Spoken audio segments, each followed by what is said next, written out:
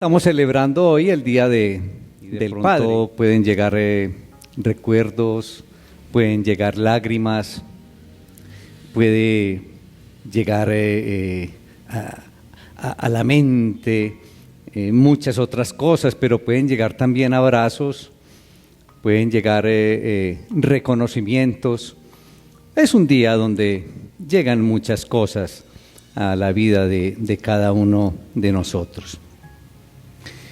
Y todo esto lo hacemos con nuestros padres terrenales. Pero, ¿y qué de nuestro Padre Celestial? ¿Cuándo le celebramos nosotros el día a nuestro soberano Creador? Debería ser todos los días, claro. Pero es que yo creo que con el Señor empieza en nosotros como lo que pasa con los amigos. Cuando uno inicia una relación con una persona, una amistad con una persona, al principio digamos que hay como cierto respeto y cierta consideración, pero con el tiempo, ¿qué pasa? Le tomamos confianza. ¿Y será eso lo que nos pasa a nosotros con nuestro Padre Celestial? Que le tomamos confianza y entonces se pierde la reverencia, se pierde el amor, se pierde la obediencia, se pierde la fidelidad, se pierden muchas cosas precisamente por lo que pasa aquí a manera horizontal, pasa también en la parte vertical con nuestro soberano Creador. Pero lo otro es que tanto miramos nosotros, que tanto consideramos nosotros a Dios como nuestro Padre. Es decir, ¿cómo yo realmente veo a Dios como mi Padre? ¿O lo veo como esa figura ahí, como lejana? Y sí, Dios, Creador, pero yo lo siento en mi corazón como mi Padre. Buena pregunta, buena reflexión. Se nos vuelve de pronto costumbre venir a un sitio como este. Se nos vuelve de pronto costumbre abrir de vez en cuando las escrituras y leerlas, porque es que como soy cristiano yo debo leer la palabra, pero no con esa conciencia de lo que uno encuentra a través de las escrituras. Porque a través de las escrituras uno encuentra ahí la revelación de este Padre para con uno, de este soberano Creador para con uno. Entonces, ¿con qué conciencia entonces estamos mirando al Creador? ¿Con qué conciencia nos acercamos a las Sagradas Escrituras? ¿Con qué conciencia venimos a un sitio como este? De pronto por costumbre ya, hasta por un, ¿cómo llamarlo? Como por un amuleto. Es que si no voy el domingo a la iglesia me va muy mal esta semana. Créanme que muchos creyentes piensan de esa manera. Y bueno, para todos nosotros Dios existe, ¿cierto? No hay duda. Y Dios puede ser conocido, es la otra gran verdad. Y creo que esta afirmación de que Dios existe es una afirmación de fe, pero que Dios puede ser conocido es una afirmación de la experiencia de cada uno de nosotros. Y créame que Dios puede ser conocido, pero ¿qué tanto conoces a Dios? Entonces hablamos de fe, hablamos de que Dios existe y es por fe, pero hablamos de que Dios puede ser conocido y esto es por la experiencia. Y ahora, es cierto que la existencia de Dios no está sujeta a una demostración científica. ¿Qué es científico? ¿O qué demostración científica nos puede mostrar entonces la existencia de Dios? Esto debe ser un postulado de fe, es por fe. Y dado que Dios entonces va más allá de toda creación, trasciende toda creación, solo podemos conocer a Dios en la medida en que Él se revele a sí mismo. No hay otra manera. Si Él se revela a sí mismo, entonces podemos conocer a Dios. No hay otra manera. Y en la vida cristiana o en la religión cristiana, o esta religión que nosotros caminamos, en la que caminamos, se distingue en que afirma que se puede conocer a Dios de una manera personal. Eso es lo que decimos. La idea es conocer a Dios o tener una relación personal con Dios a través de nuestro Señor Jesucristo. Y solamente entonces se puede llegar a conocer al Señor por medio de la revelación que Él haga a sí mismo. ¿Y por dónde se nos revela a nosotros Él? Por la palabra, por las Escrituras. No hay otra manera. O sea que por las Escrituras Dios se revela a sí mismo hacia cada uno de nosotros. Ahora, la otra gran verdad es que la Biblia no fue escrita para probar que Dios existe. Para eso no está escrita la Biblia, sino para revelarlo por medio de todos sus actos. Aquí están los actos de Dios a través de la historia. Esta no está escrita, hermanos, para probar que Dios existe. Está escrita es para que el Señor se revele a cada uno de nosotros por medio de todos sus actos. Por eso la revelación bíblica, mis hermanos, esa revelación bíblica de Dios es de manera progresiva, mis hermanos, y alcanza su plenitud en la persona ¿de quién? De Jesucristo. Ahí alcanza la plenitud de la revelación de nuestro Dios. Pero entonces si Dios se revela a través de las Escrituras, encontremos entonces algunas afirmaciones acerca de Dios en las Escrituras. Y la primera afirmación que encontramos en las Escrituras acerca de la revelación de Dios es su existencia. ¿Quién creó a Dios?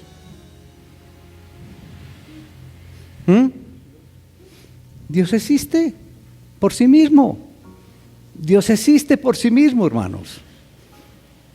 La creación depende de Él, toda la creación depende de Él, pero Él es completamente independiente de la creación. Eso lo debemos tener claro. Dios es completamente independiente de la creación y este misterio de la existencia de Dios le fue revelado a Moisés en épocas muy tempranas de la historia bíblica. Cuando allá en el desierto recordamos que se encontró con Dios en forma de fuego en una zarza. ¿Recuerdan? Lo hemos leído, está en Éxodo capítulo 3. ¿Y qué pasaba con la zarza? Que ardía en fuego. ¿Qué pasaba? No se consumía. ¿Ustedes creen que eso ahí para Moisés, eso fue totalmente sorprendente? Y para Moisés esto debió haber significado que el fuego era totalmente independiente del medio ambiente en que estaba. Y Moisés de pronto consideraba que el fuego como que se autoalimentaba. Pero ¿saben algo, iglesia? Así es Dios en su ser esencial. Dios es completamente independiente del medio o del ambiente en que Él desea hacerse conocer. Esta cualidad del ser de Dios probablemente encuentra expresión en esa afirmación del Señor que encontramos también en Éxodo, cuando el Señor se describe a sí mismo y dice: yo soy el que soy. Tremendo. Yo soy el que soy, es decir, yo soy el que tiene ser dentro de sí mismo. Es lo que quiere decir ahí. Y Cristo mismo dio la más clara expresión a este misterio cuando dijo: porque como el Padre tiene vida en sí mismo, así también ha dado al Hijo tener vida en sí mismo. Encontramos ahí en Juan capítulo 5, versículo 26. Entonces esto hace de la independencia de la vida una cualidad que distingue a Dios, una cualidad de la deidad. Entonces, la primera afirmación que encontramos en esa revelación que hace Dios a través de las Escrituras es su existencia, ¿sí? Que Dios existe por sí mismo, pero también encontramos entonces su naturaleza. Y a través de las Escrituras encontramos que Dios, que la naturaleza de Dios es espíritu puro, espíritu puro. Muy al principio de la revelación como autor de la creación, como autor del universo creado, se representa a Dios como ese espíritu que produjo luz en medio de las tinieblas. Y se presenta a Dios como ese espíritu entonces que le dio orden a todo lo que había. ¿Y qué era lo que había? Caos. Exactamente. Eso era lo que había. Pero así se presenta a Dios, como un espíritu que le da luz a las tinieblas y que le da orden a todo el caos. Cuando se encontró Cristo con la mujer samaritana, entonces Cristo hace la siguiente revelación acerca de Dios como objeto de la adoración y dice: Dios es espíritu. ¿Recuerdan cuando el encuentro de Jesús con la mujer samaritana? Dice: Dios es espíritu, y los que le adoran en espíritu y en verdad es necesario que adoren. Juan 4:24. Tremendo esto. Dios es espíritu puro. Y cuando decimos que Dios es espíritu puro, lo hacemos para poner de manifiesto que no es parcialmente espíritu y parcialmente cuerpo, como es el caso de nosotros los hombres o el ser humano.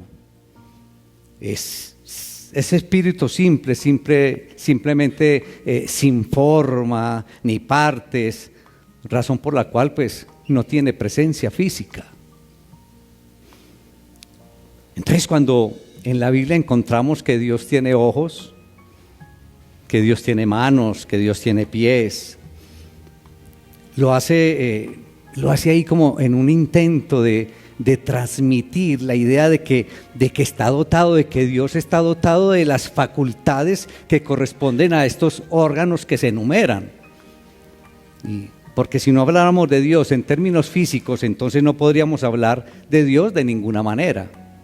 Pero hay que entender esa razón. Y nosotros, los seres humanos, mis hermanos, tenemos muchas limitaciones, y tenemos límites en cuanto al tiempo y tenemos límites en cuanto al espacio. Nosotros tenemos límites en cuanto al conocimiento y tenemos límites en cuanto al poder. Pero Dios, hermanos, Dios es esencialmente ilimitado. Ilimitado en todo, absolutamente en todo. Y en cada elemento de su naturaleza es ilimitado. Por eso, respecto al tiempo, Dios es eterno. Respecto al tiempo, Dios es eterno. Respecto al espacio, Dios es omnipresente. Respecto al conocimiento, Dios es omnisciente. Respecto al poder, Dios es omnipotente. Dios es ilimitado en todos los aspectos. Mire lo que vamos encontrando a través de la revelación que Dios hace a través de las Escrituras. Miren, encontramos la afirmación de su existencia, de su naturaleza, pero encontramos también su carácter. Y el carácter de Dios es personal. Y cuando decimos que el carácter de Dios es personal, afirmamos que Dios es racional, que tiene conciencia de sí mismo, que se autodetermina, que es un agente moral inteligente. Podemos expresar todos esos aspectos.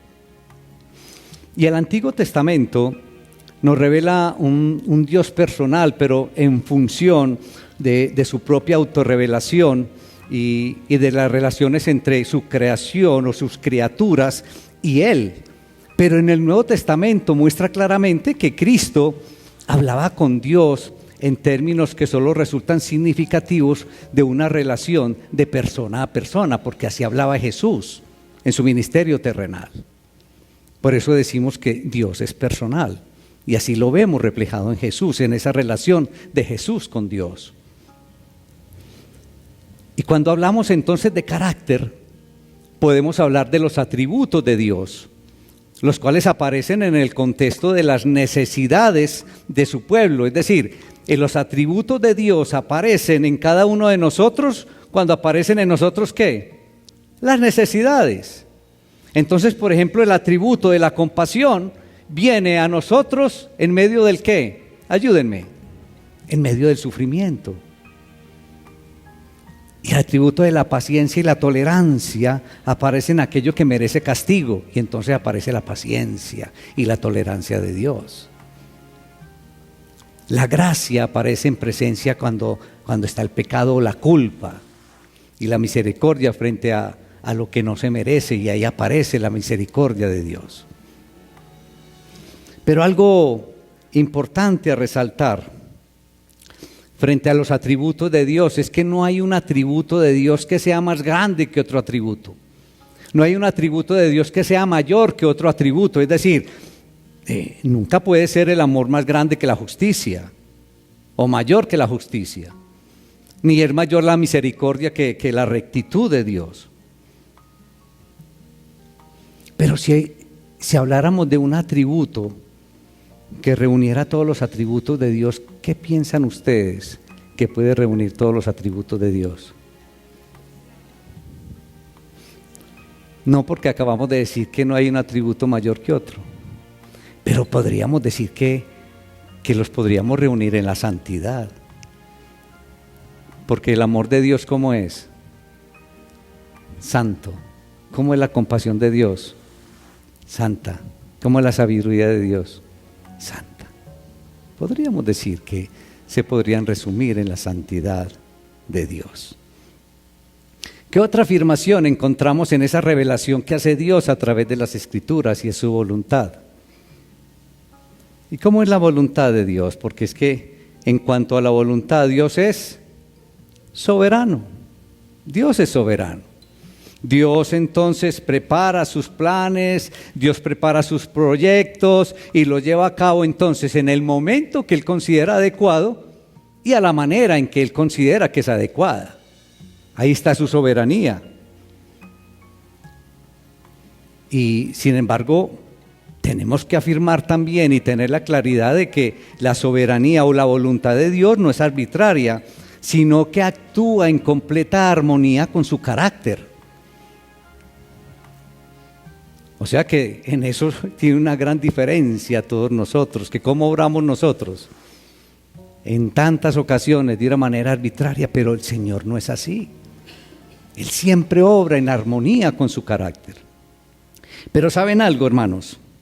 Hay que hacer debemos hacer una distinción muy especial entre la voluntad de lo que Dios quiere que nosotros hagamos y la voluntad de lo que Dios va a hacer. ¿Y en qué radica la gran diferencia? Ojo, tenemos dos aspectos. Lo que Dios quiere que nosotros hagamos, pero aquí está lo que Dios va a hacer, lo que Dios quiere hacer. ¿Cuál es la gran diferencia? Lo que Dios quiere hacer, siempre ¿qué? Siempre lo hace, siempre lo cumple. Y lo que Dios quiere que nosotros hagamos, lo hacemos muy pocas veces. Y yo diría que casi siempre no lo hacemos. Esa es la gran diferencia. Por eso es importante hacerlo. Y saben, en el Nuevo Testamento encontramos un maravilloso ejemplo, un impresionante ejemplo de esa voluntad resistida por la desobediencia y la rebeldía del hombre. Ustedes recuerdan cuando Jesús estuvo al frente de Jerusalén y Jesús exclamó un grito, pero un grito de dolor. ¿Recuerdan qué dijo frente a Jerusalén Jesús?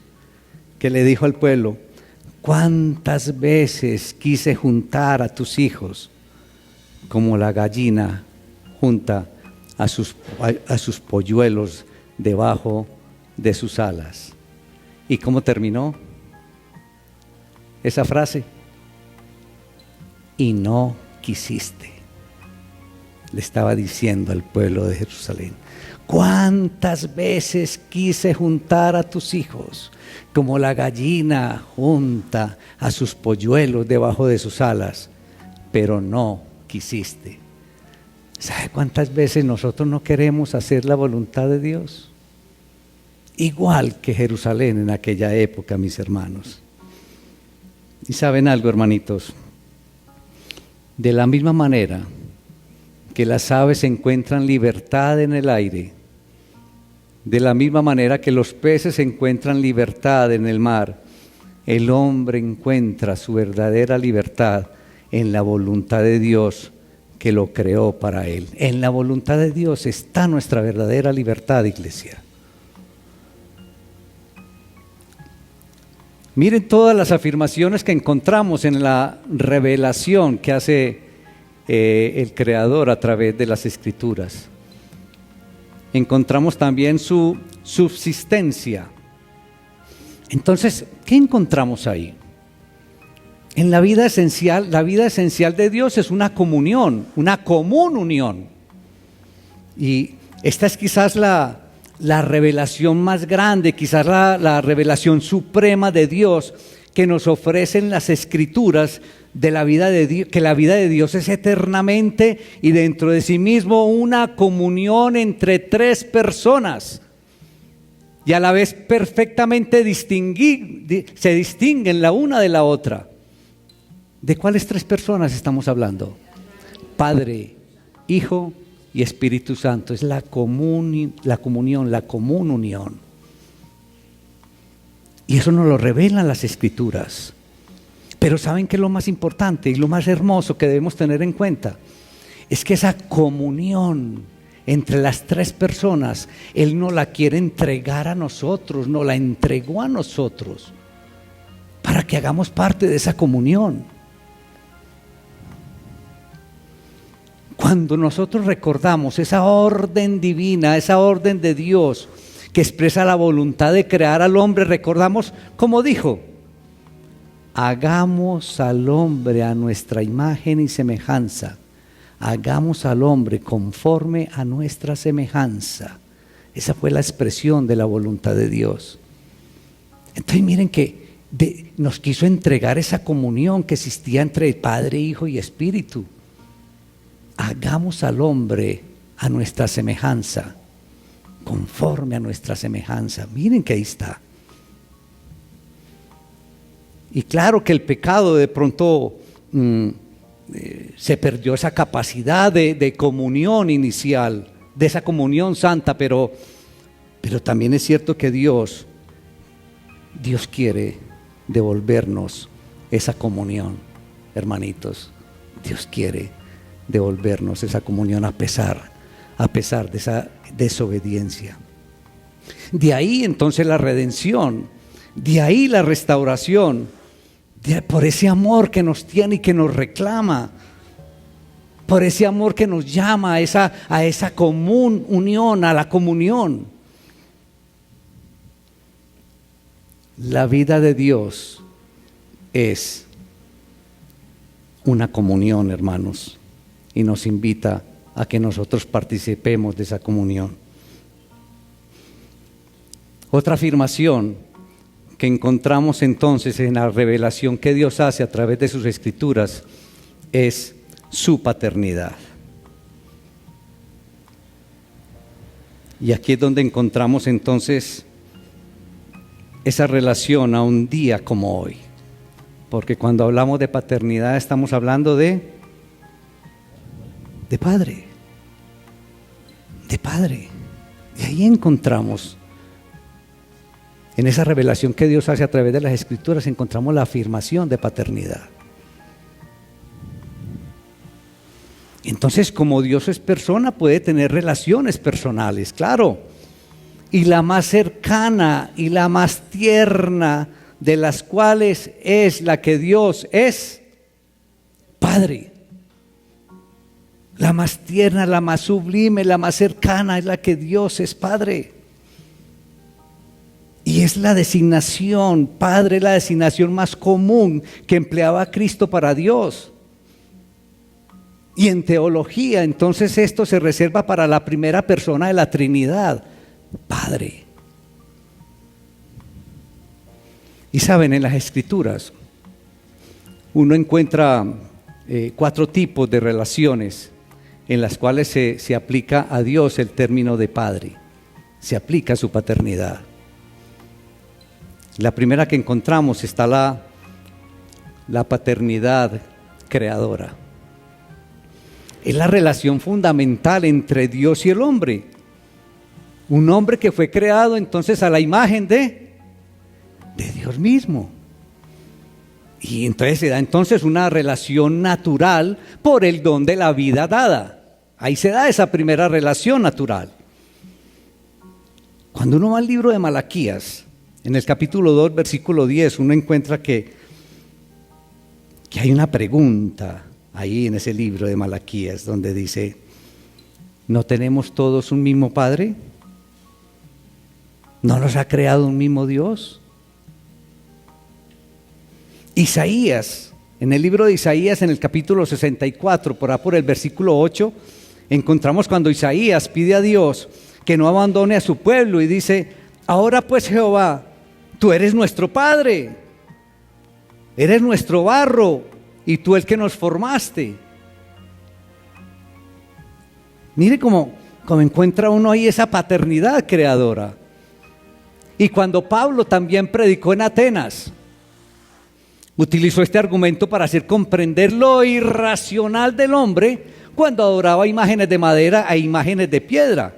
Y les dice: porque linaje suyo somos.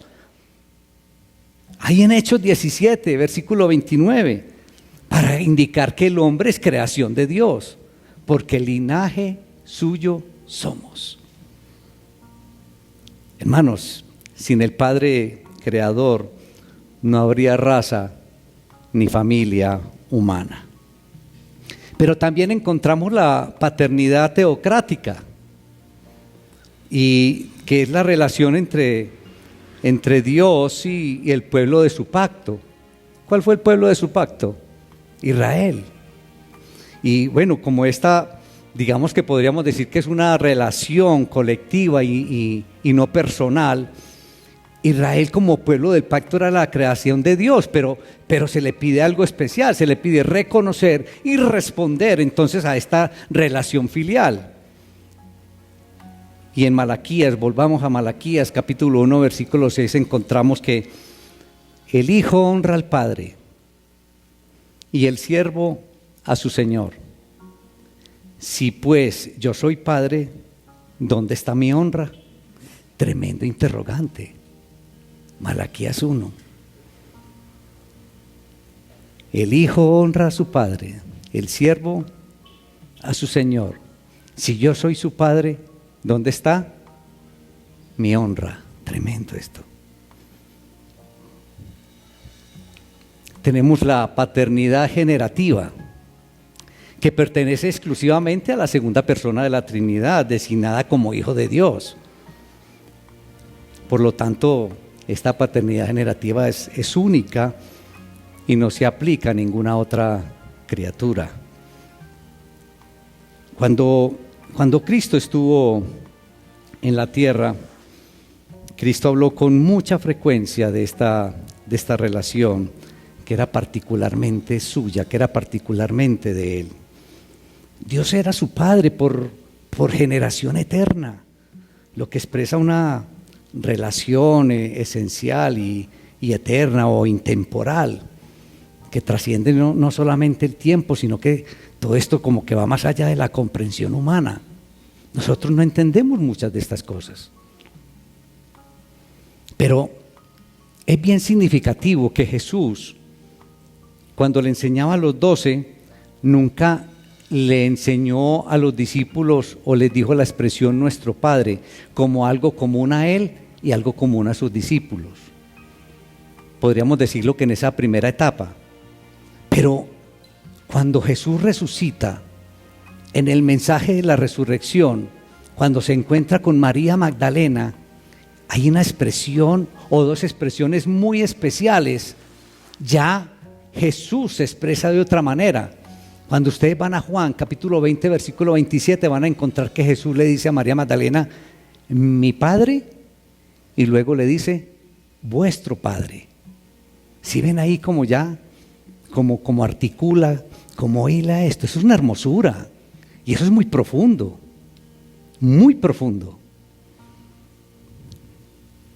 Entonces, su condición de hijo, aunque era un nivel totalmente único, constituía entonces la base para la condición filial de los discípulos. Iba a ser la liga, iba a ser la unión para esa condición entonces filial de los discípulos. Pero también tenemos dentro de la paternidad creadora, teocrática, generativa, tenemos la paternidad adoptiva de Dios. Y esta paternidad adoptiva es podríamos decir que es la relación redentora que pertenece a todos nosotros como creyentes. ¿Sí? Ahí en donde nosotros nos ubicamos de una manera directa en la paternidad adoptiva. Y esta relación con Dios debemos hacer claridad total, que es básicamente para todos los creyentes. Así como le recuerda Pablo a todos los cristianos de Galacia, que le dice, pues todos sois hijos de Dios por la fe en Cristo Jesús. Gálatas 3:26. Todos son hijos de Dios por la fe en ¿quién? En Cristo. Entonces miren que ahí empieza la adopción. En esta unión viva con Cristo se nos adopta entonces como familia de Dios. Se nos permite ingresar como a la familia de Dios. Ya Dios nos ve como parte de su familia por la unión viva en Cristo. Y nos convertimos entonces en la obra transformadora, en la obra regeneradora del Espíritu Santo que le otorga entonces a todos los hijos en adopción. Entonces cuando uno ya empieza esa relación con Cristo, cuando uno coloca la fe en Cristo, cuando uno acepta a Cristo, debido a esa nueva condición. ¿A cuál nueva condición? A la nueva condición como nos ve Dios, porque ya nos ve justos, porque ya recibimos la justificación. Y esa nueva relación de adopción con Dios Padre en Cristo, ya llegamos a ser, hermanos, y creo que esto nos encanta mucho, llegamos a ser coherederos con Cristo Jesús. Tremenda noticia. Eso es una maravilla. Entonces nosotros colocamos la fe en Cristo y ya somos adoptados como hijos. Ya nosotros pertenecemos a la familia divina, a la familia de Dios. Y como nos encantan entonces los privilegios, ya recibimos el privilegio de ser coherederos con Cristo y herederos de Dios. Tremendo esto. Eso es una belleza. Y Juan lo aclaró perfectamente en el capítulo inicial de su evangelio, ahí en el capítulo 1, por los versículos 12 y 13, cuando dice, mas a todos los que le recibieron, ¿recibieron a quién? A Cristo. A los que creen en su nombre, ojo, les dio potestad de ser hechos hijos de Dios, los cuales no son engendrados de sangre, ni de voluntad de carne, ni de voluntad de varón, sino de Dios. Tremendo esto. Entonces, hermanitos, recibimos los privilegios que corresponden a pertenecer a una familia, igual que nosotros aquí en la tierra. Entonces, como dice Romanos 8:17, y si hijos, entonces también herederos. Y si hijos, también herederos. Romanos 8:17. Ahora, lo que es bien claro y que debemos tener, pero total claridad, es que la enseñanza de Cristo sobre la paternidad de Dios claramente se restringe a la relación con los creyentes. La paternidad adoptiva solamente se da con los creyentes. Contigo. ¿Crees en Cristo? ¿Tienes la fe en Cristo? entonces recibes la paternidad adoptiva, ya eres hijo y recibes el privilegio de la herencia. Solamente el privilegio de la adopción es para los que creen. Los que no creen, mis hermanos, siguen siendo simplemente creación de Dios, no hijos. Y si alguna duda tienen, hermanos, Jesús les dice elocuentemente a los judíos que los criticaban, ojo, a los judíos que lo criticaban, les decía: ustedes son hijos de su padre, el diablo. Tremendo. Entonces hay una gran diferencia de padres. Nosotros los creyentes, ¿quién es nuestro padre? Dios Padre, Dios Creador. Y los no creyentes, lo dice ahí, el padre es el diablo. Esa claridad lo tenemos, porque en muchas ocasiones uno encuentra por allá que dicen que todos somos hijos de Dios, y la Sagrada Escritura nos aclaran que hijos de Dios se considera solamente los que tienen fe en Cristo. Ahí recibimos la paternidad adoptiva.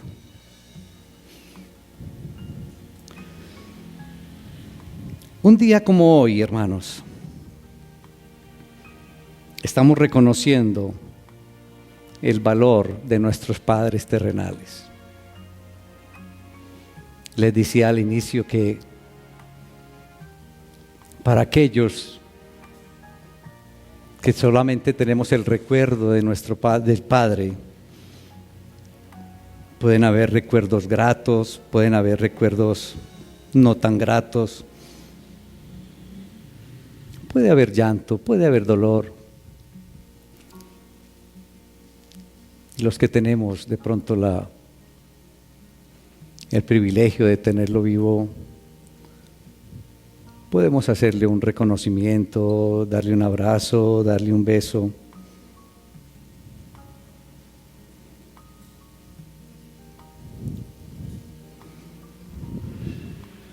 Pero ¿cuándo le hacemos ese reconocimiento a Dios Padre?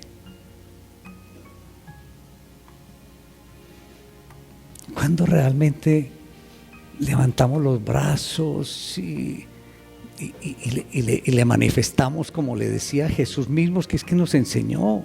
Jesús mismo le dijo Padre, y nos enseñó a nosotros de decirle: Padre nuestro que estás en los cielos. Pero cuando realmente de corazón vemos al soberano creador como Padre y lo sentimos así en nuestras entrañas, y le hablamos y le agradecemos y le damos gracias por todo lo que hemos recibido de Él, por lo que es, por todos sus atributos, por su amor, por su misericordia, por su compasión, por todo lo que Él es. Que a partir de hoy, hermanos, lo miremos como nuestro Padre. Que a partir de hoy realmente te sientas como parte de la familia de Dios, pero de corazón. Porque así nos lo dice el Señor, así se revela el Señor a través de sus Escrituras, como lo hemos visto hoy, como un Padre para todos nosotros. Pero lo importante es cómo lo sientes tú.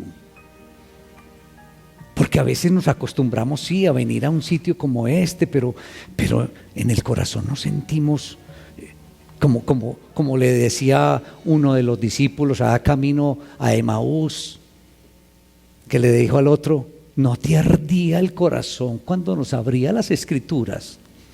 Cuando Jesús le hablaba de las Escrituras, le dijo: ¿no te ardía el corazón cuando nos abría? Que nos arda el corazón, hermanos, cuando abramos las Escrituras. Cuando veamos ahí que Dios se nos revela, porque es que Él se revela a través de las Escrituras, se nos revela a nosotros, que nos arda el corazón, pero que sintamos gozo de acercarnos ahí para que el Señor se nos revele y lo podamos sentir entonces como lo que es Él, lo que verdaderamente es Él, lo que significa Él, lo que es Él para nosotros, para cada uno de nosotros. pero que abramos las escrituras y que realmente el corazón empiece a arder, a palpitar, a vibrar, a querer salirse de ahí, porque estamos encontrando la revelación de Él para cada uno de nosotros.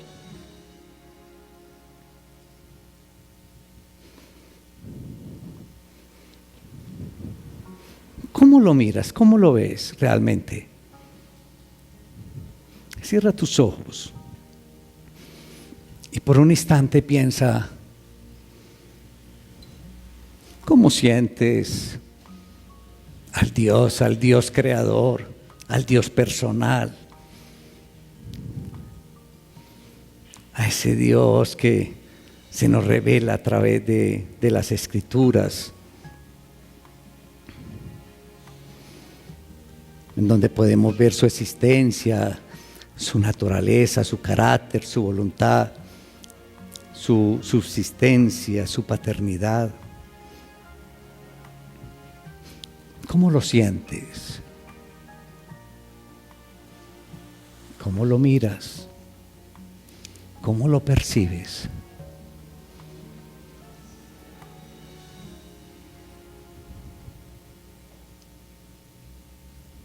¿Te sientes parte de la familia divina?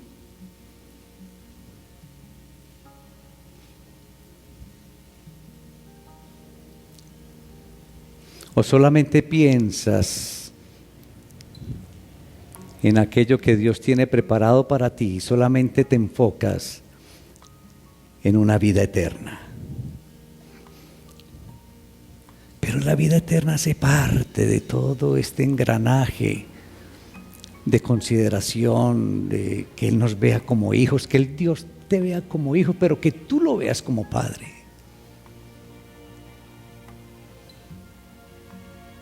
Y que te sientas heredero, que te consideres o que recibas ese privilegio de ser heredero de Dios por ser hijo adoptivo, pero que te consideres también coheredero con Cristo Jesús. Que te sientas feliz, que te sientas honrado de pertenecer a la familia de Dios. De igual manera que te sientes honrado de pertenecer a la familia por el apellido que llevas. Es que yo soy de los Cardona de tal parte. Yo soy de los... Y nos sentimos a veces tan orgullosos de nuestra familia terrenal. Pero el mayor orgullo que debes llevar respecto a pertenecer a una familia es que por la fe en Cristo Jesús ya perteneces a la familia de Dios. Ya recibes la paternidad adoptiva de Dios. Ya Él te ve como su hijo. Ya Él te mira a través de Cristo, porque Cristo pagó el precio de tu pecado.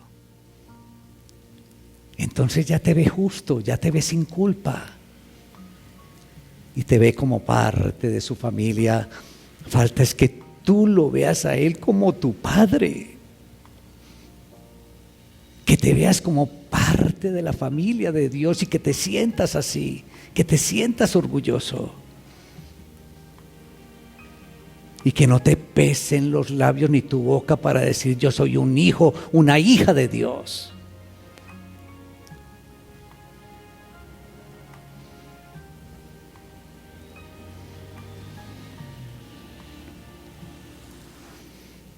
Y que día tras día,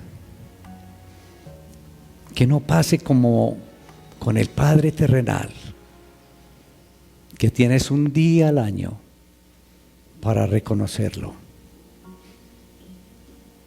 que con el Padre celestial ese reconocimiento sea día tras día, instante tras instante, vez tras vez, siempre permanente, constante, sin altibajos, con agradecimiento, con gratitud, con fidelidad, con amor,